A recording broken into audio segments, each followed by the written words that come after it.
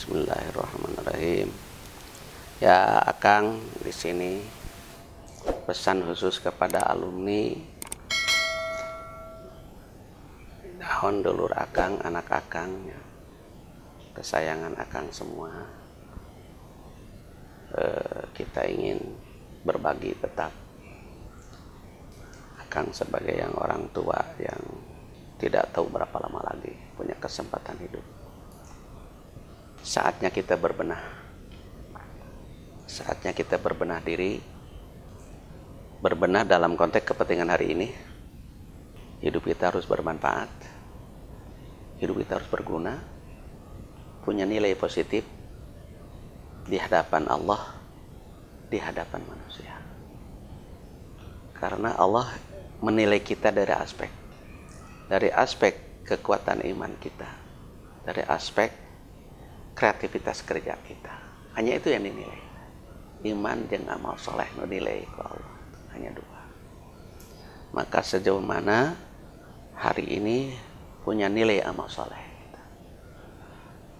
Hati-hati kerja kita di hadapan Allah, ima jadi ibadah atau maksiat atau mubah. Dan yang mubah cenderung dekat ke maksiat nantinya.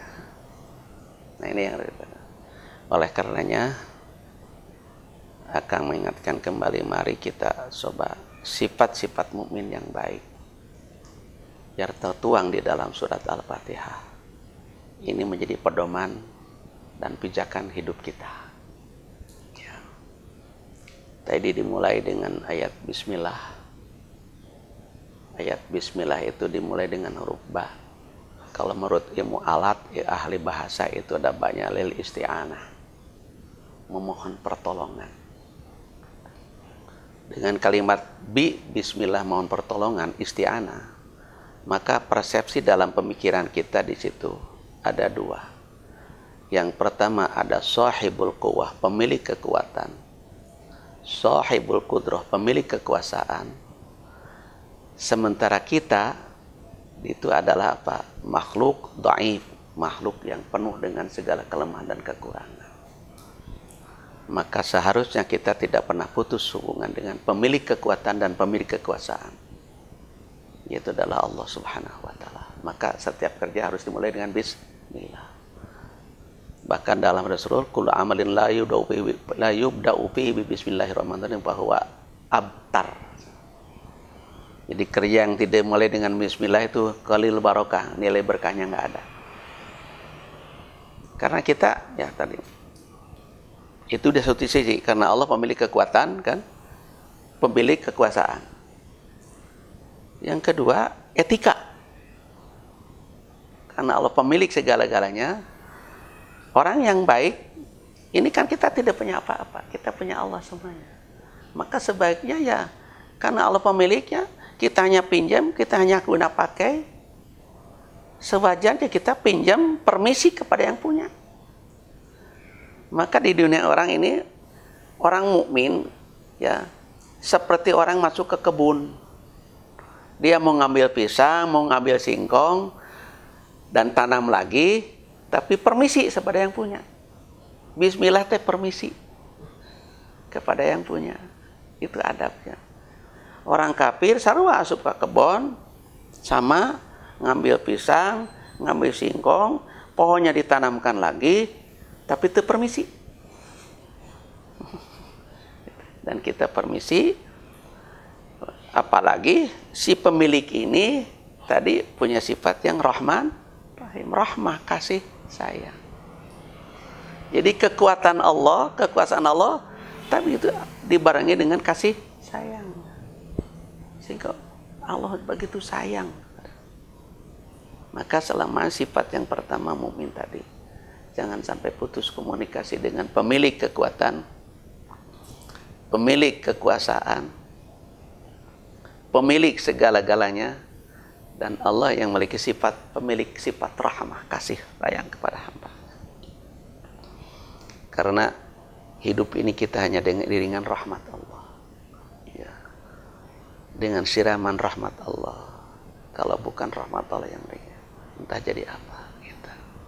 Ya, rahmah dalam bentuk bisa ya petunjuk hidup, rahmah adalah jalan hidup, rahmah adalah bekal hidup yang Allah berikan. Ya, kasih sayang. Jadi jangan sampai mohon kalau hanya bentuk bekal hidup aja, tapi jalan hidup juga, Mas.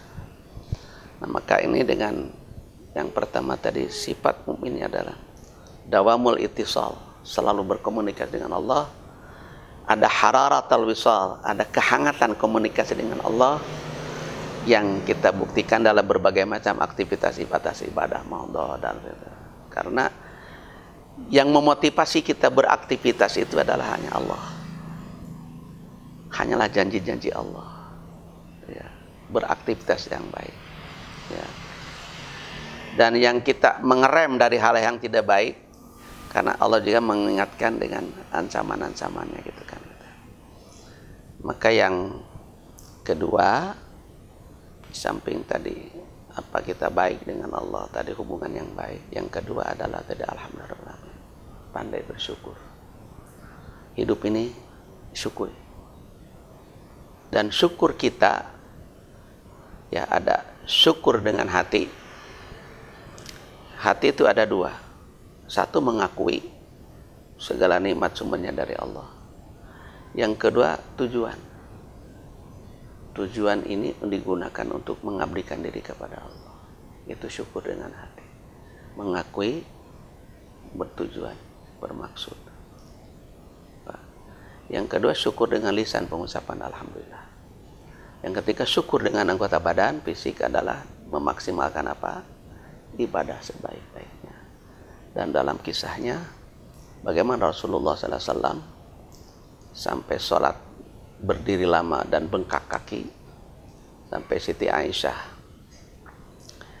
istrinya berkata, kenapa engkau lakukan itu, pada engkau sudah diampuni dosa yang terlewat yang akan datang?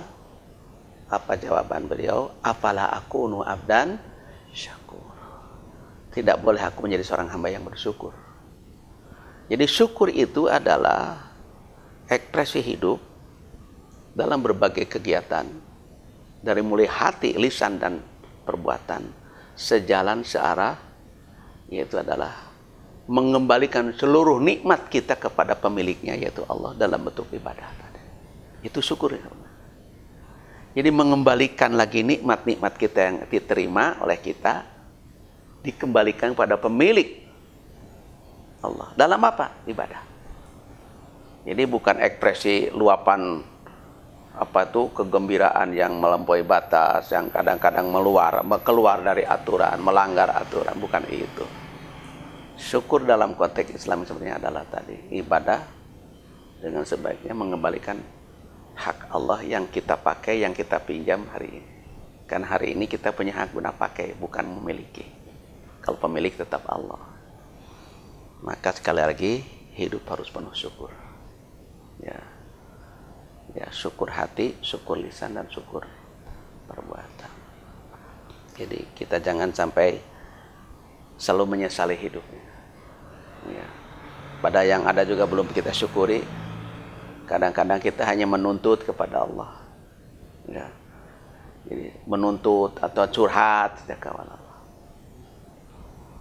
Padahal nikmat yang kita terima juga belum tentu kita bisa syukuri. Dan Allah tegas-tegas sekarang. Wa in ta'udzu ni'matallahi la tuhsuha, kan gitu.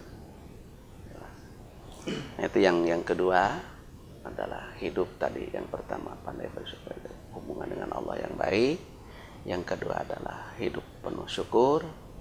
Yang ketiga adalah dalam kaitan ayat Ar-Rahman Ar-Rahim, artinya kita membangun jiwa optimisme dan positif thinking, berpikir yang baik.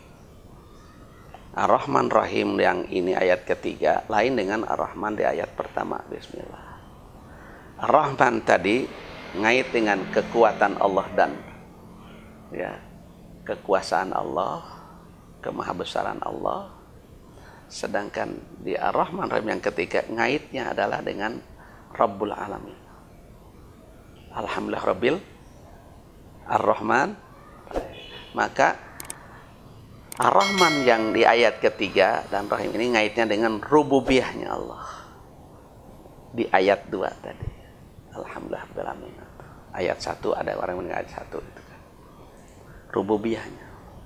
di mana Rabb di situ sebagai pemilik, Rabb sebagai pencipta, Rabb sebagai pengatur hidup kita. Maka karena pada intinya Allah maunya baik kepada kita. Kalau Allah sudah ikuti kehendak Allah, pasti baik dalam hidup kita. Tapi terjadi kenapa jadi masalah itu karena kita menentang kehendak Allah. Yang ringan aja. Allah kulu wasrobu wala tusrifu. Ketika kita pola makan secara israf, hidup dalam bentuk israf, Allah akan benturkan dengan berbagai masalah. Ya, Allah benturkan dengan berbagai masalah. Hanya dengan kalimat israf.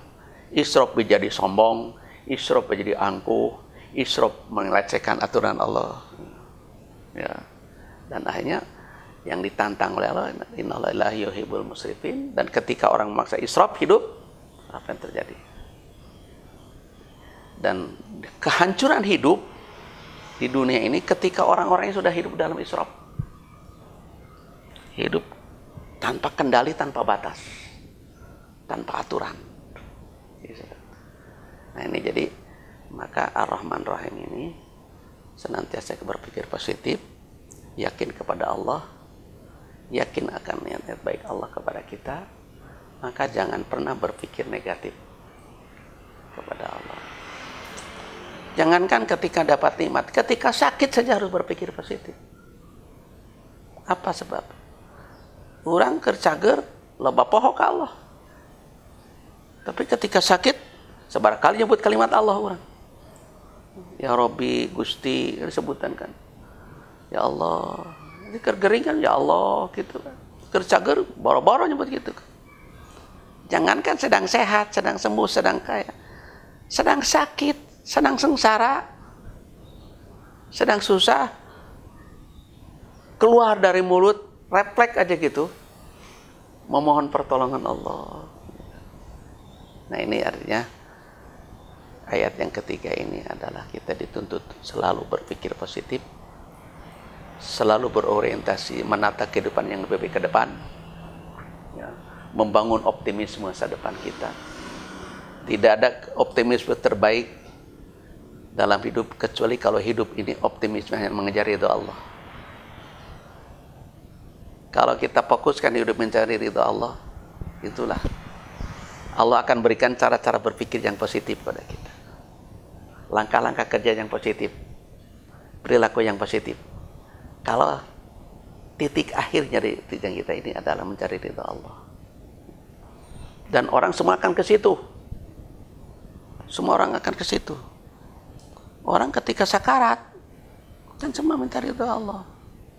Tapi kita jangan biasakan minta ridho Allah ketika sakarat gitu.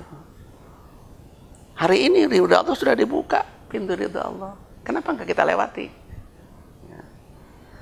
Yang ketiga, yang keempatnya adalah kita tadi dengan asuhan beyan kasih sayang Allah kan, yang lemah lembut, yang begitu Allah tadi sampai ayat 3 itu. Tapi ayat keempat ini membutuhkan adalah perhatian serius kita. Ternyata hidup ini tidak selesai di sini. Ada ujung hidup kita, kehidupan yang sifatnya abadi, yaitu adalah kehidupan akhirat nanti. Maka kalimat Malik Yaumiddin, Allah yang jadi raja di hari kiamat, di hari akhirat, di hari pembalasan. Maka pada poin yang keempat ini adalah hidup senantiasa berorientasi akhirat. Sayyidina Ali pernah ditanya, dia mengatakan ke ini, Sayyidina Ali, irtahalatid dunya mudbiratan wa asra'at al-akhirah muqbilatan. Dunia irtahalat, pergi meninggalkan kita. Akhirat asra'at al-akhirah muqbilatan, begitu cepat akhirat menjemput kita. Jadi dunia meninggalkan kita, akhirat menjemput kita. Walikulli minhuma banun. Dua-duanya, dunia atau akhirat, banun, punya penduduk. Kata Sayyidina Ali apa? Fakunu min abna'il akhirah wala takunu min abna'id dunya. Jadilah kalian penduduk akhirat, jangan ingin menjadi penghuni dunia. Al-an, kata Sayyidina Ali, daru amal wala hisab. Hari ini tempat bekerja dan tidak ada hisaban. Ghadan daru hisab wala amal. Esok hari di hari kiamat, hari perhitungan dan tidak ada kesempatan beramal. Ya. Maka yang keempat, hidup senantiasa berorientasi akhirat. Jangan pernah menggeserkan hidup dari tujuan akhirat. Kita menanam akhirat hari ini. Hari ini menanam akhirat. Ya. Dunia mazra'atul akhirah. Dunia adalah tanaman akhirat. Memetiknya bukan di sini tapi nanti di akhirat. Maka kita hati-hati. Yang keempat, sifat pemimpin yang baik selalu membangun hidup berorientasi akhirat. Di awalnya mulai dari selalu hubungan dengan Allah yang kuat. Selalu bersyukur. Selalu berpikir positif. Yang keempat, berorientasi akhirat. Ketika mengukuhkan kita punya akhirat, maka kita kembali kepada posisi kita di dunia ini. Maka kita harus mengeksiskan, membuktikan jati diri kita di hadapan Allah. Jati diri kita di hadapan Allah. Siapa kita? Jangan terbuai, terlena dengan status-status dunia. Jangan kita terabaikan, terlenakan dengan status-status dunia atau simbol-simbol dunia. Di satu sisi itu hanya sekedar pinjaman, yang kedua sementara, yang ketiga dipertanggungjawabkan di hadapan Allah. Maka jangan terlalu bunga, jangan terlalu senang dengan segala simbol dunia, atribut dunia, termasuk fasilitas dunia. Semuanya hanya sementara. Hanya pinjaman, ketinggian dipertanggungjawabkan di hadapan Allah. Maka jangan coba-coba itu. Oleh karenanya Allah menuntut kepada kita, kita harus ikrar. Menyatakan diri dengan tegas, dengan terbuka, dengan ikhlas, iyyaka na'budu wa iyyaka nasta'in. Ayat itu tujuan dulu, baru minta sarana. Tujuan dulu luruskan. Iyyaka na'budu, baru iyyaka nasta'in. Kita hidup ini minta sarana lebih duluan. Tujuannya nggak jelas. Pada ayat sudah mengarahkan, luruskan tujuan, luruskan di sarana. Jangan dibalik, sarana habis-habisan minta, ya, kepada tujuannya nggak jelas. Maka konteks ayat itu iyyaka na'budu wa iyyaka nasta'in, jangan iyyaka nasta'in wa iyyaka na'budu. Jelas dulu tujuan hidup kita. Maka status diri kita di hadapan Allah, jati diri kita di hadapan Allah siapa? Dan kita jangan sampai terjebak, terlena, tertipu dengan berbagai macam atribut-atribut kemegahan dunia. Karena pada hakikatnya bukan milik kita, dan kita hanya punya kesempatan makai saja, pinjam saja. Toh nanti ditarik kembali, tidak ditarik, diminta pertanggungjawaban atas apa yang kita pakai di dunia ini. Jangankan dunia yang banyak, senasi, sebiji nasi, Allah akan meminta pertanggungjawaban. Itulah kisahnya ketika Rasulullah keluar rumah, bertemu Abu Bakar di malam hari. Kemudian Rasul bertanya, ma akhrajaka ya? Kenapa keluar? Apa jawaban Abu Bakar? Al-ju', kami lapar. Ketemu Umar lagi, ma akhrajakum? Kenapa kamu keluar jam segini? Al-ju'. Kata Nabi, wa ana kadzalik, kami juga lapar. Akhirnya datanglah ke orang Ansor, disuguhi sama orang Ansor. Lagi tengah-tengah makan, para sahabat tadi Umar dan Abu Bakar, Rasul mengatakan, wallahi la tus'aluna an hadzal naim. Demi Allah, kalian akan ditanya dari nasi atau makan yang kamu masukkan ke tenggorokan kamu. Jadi hidup ini pertanggungjawaban di dunia ini. Maka jangan pernah kita merasa puas dengan fasilitas yang Allah berikan begitu banyak di dunia. pada hakikatnya adalah ujian, cobaan dari Allah. Jangan pernah kita berpikir dunia ini adalah kenikmatan yang Allah berikan seolah-olah bager Allah teh. Jangan pernah mengatakan bahwa Allah ridho, bukti ridho Allah memudahkan hidup dunia, tidak. Mungkin itu mah Abu Jahal jeung Firaun lebih dipikir itu Allah hidup. Tapi dimudahkan urusan dunia.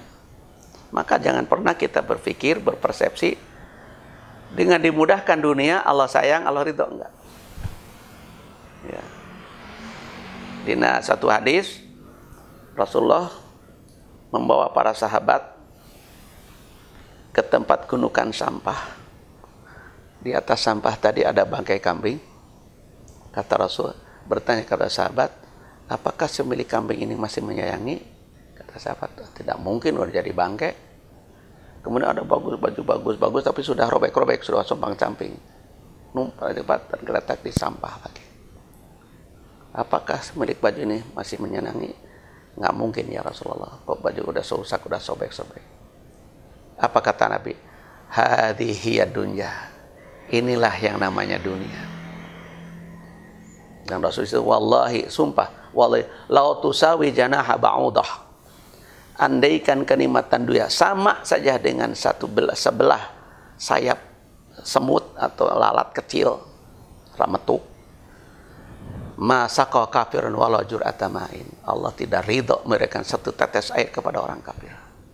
Kalau benar dunia sama dengan akhirat, maka kita sebagai mukmin, sebagai kadar-kadar dakwah, orientasi kita harus akhirat.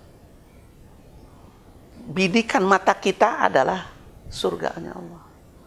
Maka nadratul du'at, nadratul jannah.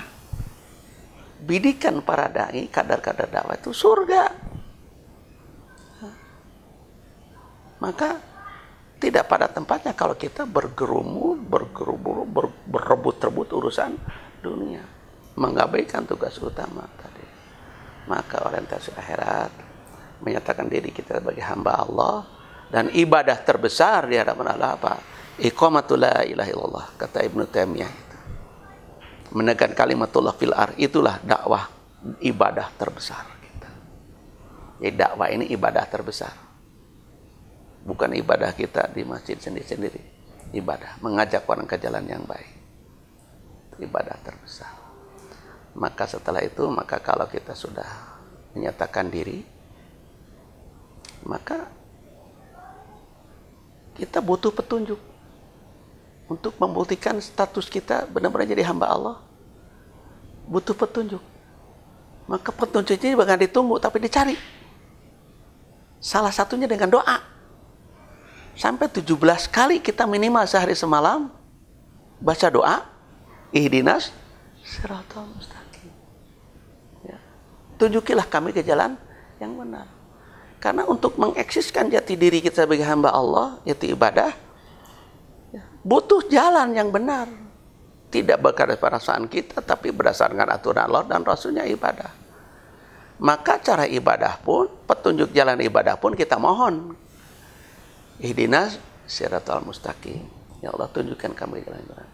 Dan mudahkan kami untuk tetap konsisten dan komitmen di jalan yang benar ini. Karena jalan ini akan selalu digoda oleh setan. Kan? Dalam ayat la'aqudanna siratal mustaqim. Setan akan menggoda orang yang lurus. Kalau yang di tempat-tempat maksiat bisa dibalad setan. Setan itu mah jadi baladat, senang-tenang aja itu udah jadi teman kami. Di tempat-tempat hiburan, di tempat-tempat maksiat itu jadi teman setan, tapi yang akan selalu diganggu oleh setan orang yang teguh di jalan yang lurus. Sampai setan ngancam ketika kan dari mulai la'ughwiyanna, ya, la'ughwiyannahum ajmain, kami akan ganggu mereka semua. Terus kali itu nanaon la'aqudanna siratal mustaqim. Ini setan serius nih, nggak main-main setan. Ayatnya pakai kosam, sumpah pakai ayat nun taukid gitu. Serius setan yang main. Hai orang yang hadapan setan leha-leha, setan serius ke orang. Yang ketiganya apa? Sumala atiyannahum. Ini ancaman setan. Kami akan datangi mereka. Min baini aidihim dari depan. Wa min khalfihim dari belakang. Wa an syama'ilihim dari sebelah wa an aimanihim sebelah kanan. Wa an syama'ilihim dari sebelah kiri. Wala tadu aktsahum syakirin. Kebanyakan mereka tidak akan bisa bersyukur. Ada yang arah tidak bisa ditembus setan. Kan arah ya 6. Depan, belakang, kiri, kanan. Atas, bawah. Nah, atas, bawah nggak bisa disebut setan. Atas al-fauqiyah Allah. Mana mungkin setan bisa menembus, mengganggu. Al-fauqiyah. Dan at-tahtiyah di bawah adalah al-abdul mukhlis. Hamba yang teguh ibadah ke Allah, setan tidak akan sanggup mengganggu. Maka artinya illa ibadaka minhumul mukhlasin, kan gitu. Kecuali hamba-hamba kamu yang ikhlas. Maka fauqiyah Allah, tahtiyah al-abdul mukhlis. Seorang hamba yang tegak lurus ibadah kepada Allah dengan penuh keikhlasan, ini yang tidak bisa disentuh oleh setan. Maka selamanya jangan pernah putus dengan Allah. Ihdinas siratal, supaya kita diberi keteguhan memegang jalan yang lurus dalam hidayah Allah. Hidayah itu termahal. Ya, hidayah itu hidup yang paling mahal dalam hidup kita. Kalau Ibnu Qayyim mengatakan, musibah hidup itu bukan musibah tsunami kalau kita ini sekarang, bukan gedung meletus, bukan banjir, bukan kemarau panjang, bukan. Itu musibah-musibah kecil. Musibah yang terberat hidup itu kalau hati sudah ditelantarkan Allah. Hati dilepas sina hidayah Allah. Itu musibah terberat dalam hidup. Kalau ini tadi musibah tadi kaitannya dengan fisik. Kalau fisik sangat mudah. Yang sakit diobatin, ujungnya sembuh atau mati, yang mati tinggal dikubur, kan gitu. Tapi kalau hati mati, hati rusak, ini punya dampak yang luar biasa dalam kehidupan, baik diri atau orang lain. Kan rusak kehidupan teko zaman temenang hidayah. Rusak kehidupan baik secara individu, berkeluarga, masyarakat, bahkan bernegara sekarang. Penuh musibah, penuh masalah. Itu kenapa? Karena orang-orang yang sudah dilepas Allah dari petunjuknya, ditelantarkan Allah. Ini musibah terberat dalam hidup. Jangan pernah menganggap musibah tidak punya uang atau hilang uang. Itu musibah kecil, besok bisa digantikan Allah atau ketemu lagi. Tapi kalau sehari ini lepas hidayah Allah, berarti ada dalam dua maksiat. Seperti apa maksiat kepada Allah siksanya? Berani kita menantang siksa Allah. Itu. Jadi jangan sampai kita pernah berpikir. Maka selamanya kita senantiasa memohon hidayah. Jangan pernah. Ya. Jangan pernah kita merasa cukup, merasa hebat dengan kesombongan ilmu, kesombongan jabatan, kesombongan materi, seolah betul-betul Allah bohong. Firaun buktina dengan segala fasilitas yang Allah berikan kepada Firaun. Kenapa di akhir hayat dia menjerit-jerit dalam surat Yunus ayat 90 itu? Amantu annahu la ilaha illallah amanat bihi banu Israil. Aku serang iman kepada Robnya Musa dan pengikutnya. Ada kalimat akhir dari Firaun, wa ana minal muslimin. Hari ini aku masuk Islam. Ketika pintu tobat Allah tutup dirinya. Minta hidayah di akhir hayat yang tidak. Naudzubillah min dzalik. Ya. Jangan coba kita mengabaikan hidayah ini. Ihdinas siratal mustaqim. Jadi sifat ke-6 tadi itu. Jadi selalu komitmen dalam petunjuk Allah. Maka yang terakhir salatu dan ta'alim wa liman tubi'alihim sejarah kehidupan manusia bercermin kepada kehidupan orang-orang terdahulu. Yang baik memacu kita semangat untuk berbuat baik. Yang buruk hati-hati langkah hidup. Karena tidak mustahil siksa yang terjadi zaman dulu Allah timpakan hari ini karena sikap orang yang tidak baik. Hari ini jauh lebih berat siksa yang ditimpakan Allah. Zaman dulu Nabi Nuh hanya dikeem ku cai, tapi di sini sampai dilempur dengan lumpur kan. Bencana-bencana hidup hari ini. Cuma kadang-kadang orang tidak sadar ini adalah peringatan Allah. Tapi kadang-kadang orang tidak sadar. Ya. Dinyatakan bahwa ini alam sedang murka. Allah lain murka malin alam Allah. Dan itu. Nah ini jadi maka langkah hidup ini, menata langkah hidup. Jadi sifat ini harus menjadi langkah gerak hidup kita. Yang pertama, langkah hidup mulai dari hidayah, petunjuk Allah, ikuti petunjuk Allah. Jadi maka hidayah harus diminta dicari, mulai dari hidayah Allah. Yang kedua, sampai hidayah Allah adalah senantiasa kita mohon kepada riayah, bimbingan Allah. Maka ketika ihdinas surat iyyaka na'budu wa iyyaka nasta'in, isti'anah di sini adalah pada riayatul hayat, bimbingan hidup. Jadi kita diasuh ke Allah di jalan yang Allah ridhai, dalam petunjuknya riayah. Ya. Yang ketiganya apa? Inayah, ditolong ke Allah. Ya. Tadi kekuatan pertolongan Allah, hanya Allah yang menolong. Hati-hati, di hari tidak ada pertolongan kecuali pertolongan siapa? Allah. Yauma la yanfa'u malun wala banun illa man atallaha biqalbin salim. Orang yang menghadap Allah dengan penuh iman, orang menghadap Allah dengan amal saleh, pertolongan Allah datang. Apalagi nanti pertolongan di hari yang sangat membutuhkan. Tidak ada tempat minta pertolongan yang lain kecuali pertolongan Allah. Ya. Semua makhluk menjerit, semua makhluk berhadapan menghadap Allah. Di situ ada orang yang ditolong Allah, ada orang yang ditelantarkan Allah. Musibah terberat hidup kita kalau nanti di akhirat Allah telantarkan, dilepas dari rahmatnya. Dalam ketika umat Nabi Muhammad nanti akan masuk surga, semuanya akan diberi kesempatan minum dari telaga, dan kasih minum akan selamanya dia akan tidak akan pernah haus selamanya. Tapi ada orang ketika akan mengambil air, tangannya tidak sampai terus. Tidak sampai. Sampai Rasul berkata, ya Allah, itu umat saya. Itu jadi kita ya, jangan sampai kita mencoba-coba berhadapan-hadapan dengan Allah. Ketika Allah murka, Allah cabut hidayah, Allah cabut riayah, Allah cabut inayah. Tadi contoh umat Rasul tidak sampai kepada air. Kata Rasul, hada ummati, ini umat saya.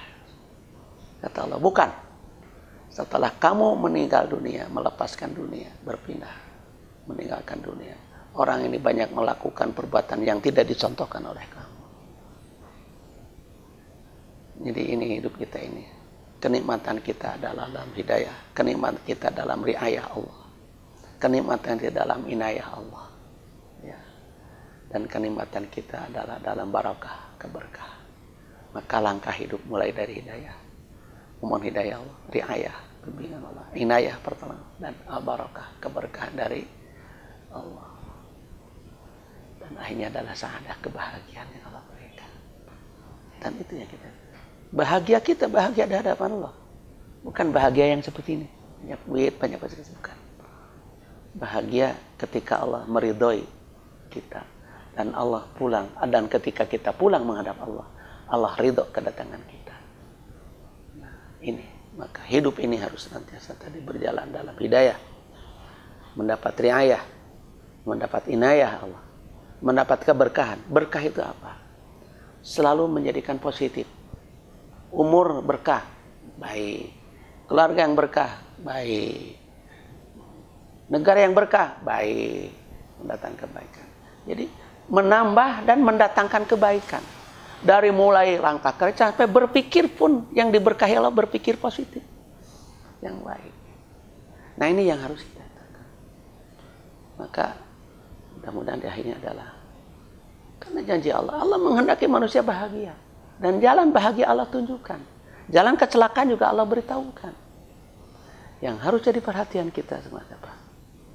Yang pertama, kita mendapat tantangan godaan setan yang begitu keras, begitu dahsyat godaan setan.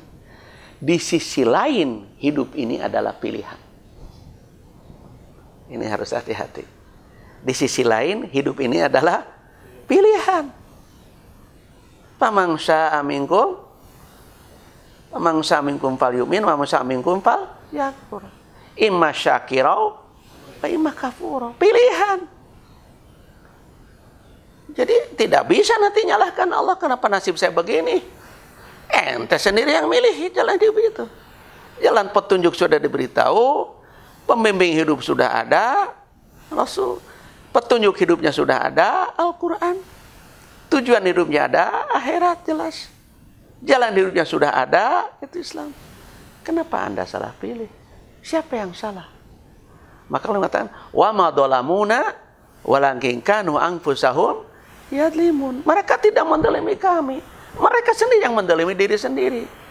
Allah geus mere jalan hidup, petunjuk hidup, pembimbing hidup, bekal hidup, alat hidup, ya, petunjuk hidup Al-Quran, pembimbing hidup adalah Rasul, ya, ya. Terus alat hidup adalah akal sehat, bekal hidup dunia jeung saeusina. Kenapa kamu salah langkah? Wadainahun nazain, kami sebenarnya ini jalan baik, jalan benar, jalan salah. Kenapa Anda pilih yang salah? Jadi ini, hati-hati hidup ini. Akan terjadi. Di satu sisi kita menghadapi tantangan yang begitu serius dari setan, akan menjebloskan kita masuk ke dalam neraka, naudzubillah min dzalik. Di sisi lain, hidup ini adalah tergantung pilihan kita. Salah milih, setan menjadi itu. Benar pilihan, Allah yang jamin. Dan Allah tidak pernah bohong janjinya. Sementara setan adalah bohong. Culas setan itu. Nah, ini maka mudah-mudahan sekali lagi kita Kang di sini sebagai pernah membimbing antum semua, para alumni atau yang masih di sini. Yuk sama-sama berbenah diri. Menata hidup yang baik hari ini, sama-sama saling mengingatkan. Akang juga manusia basah, ada keliru. Akang juga butuh masukan dari antum semua, ya. Batu arahan, akang bukan manusia istimewa. Kita tidak ada makhluk yang ismah kecuali Rasulullah. Ya, jangan pernah merasa hebat, jangan merasa nah, kita adalah tadi hidup di tengah godaan setan yang begitu dahsyat, hidup dalam sebuah pilihan. Salah pilih, akibatnya fatal. Maka jangan pernah lepas memohon hidayah. Jangan pernah lepas memohon riayah. Jangan pernah lepas memohon inayah. Jangan pernah lepas hidup ini berpikir diberkahi atau tidak oleh Allah. Jangan pernah berpikir lepas hidup ini menuju bahagia abadi atau sengsara yang abadi.